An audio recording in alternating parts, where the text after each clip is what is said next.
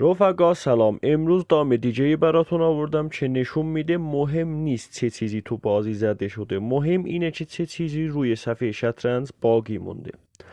بازی با حرکت E4 آغاز شده. E5 اسب F3 اسب C6 و C3 با طرح D4 برای سفید. اسب F6 و D4. سیاه حرکت اسب در E4 رو انجام داده. سفید با حرکت E5 به اسب سیاه حمله کرده.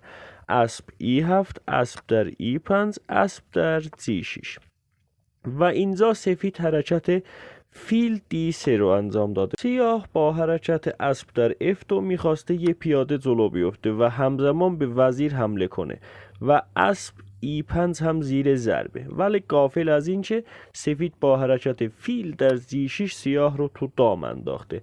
در این وضعیت سیاه وزیر H4 انجام میده که با حرکت G3 پاسخ داده شده. وزیر F6 و وزیر E2. فیل E7 و با فیل در F7 روبرو شده و بعد از چند حرکت بازی رو واگذار کرده.